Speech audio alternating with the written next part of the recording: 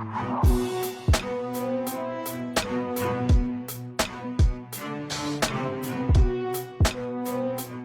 في حضنها وقالت له هعوضك عن كل اللي عملته فيك دينا الشربيني. عمرو دياب رفع شعار القلب يحب مرة ويحب 30 مرة بعدها عادي، بس المرة دي قرر يغير الاتجاه ويجدد، وحب فنانة لبنانية قد بناته وفرق السن بينهم 27 سنة. تعالوا نقول لكم ايه الحكاية.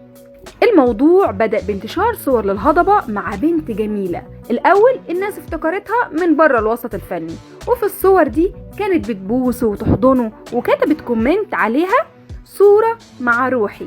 وعلى الرغم يعني انهم ما قالوش انه في حاجة رسمي ولا حاجة، بس دي كانت نفس البدايات اللي بينه وبين رضوى الشربيني.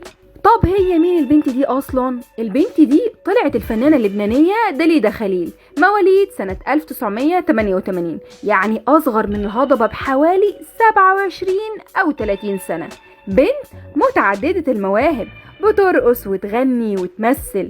دخلت الوسط الفني اللبناني سنة 2007، يعني ساعتها الهضبة كان عنده 43 سنة وخلاص شبع نجاح وشهرة، وتم اختيارها انها تكون بطلة الفيديو كليب الجديد بعمرو دياب.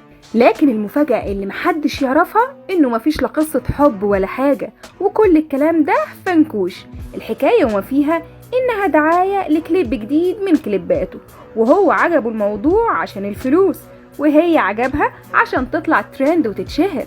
يعني الهضبة طلع بريء ومحبش جديد ولا حاجة؟ لا طبعا.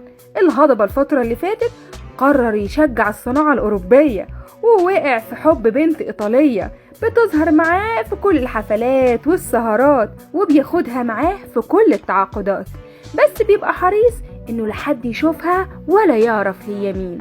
مع العلم إنه الفترة الأخيرة للهضبة حالته الفنية متدهورة على الآخر، بالذات بعد ما تعدى على واحد في سهرة من سهراته في الساحل الشمالي، وبعد ما فضل محافظ سنين إن حياته الشخصية تبقى بعيد عن الإعلام، بيضيع كل ده في ثواني عشان خاطر الستات.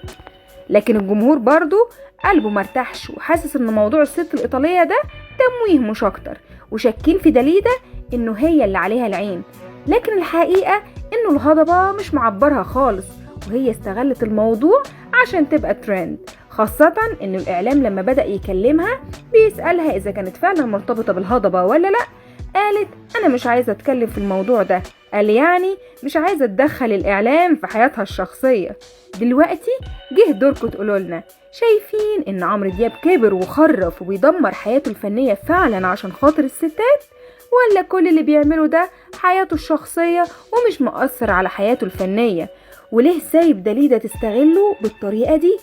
شاركونا الرأي.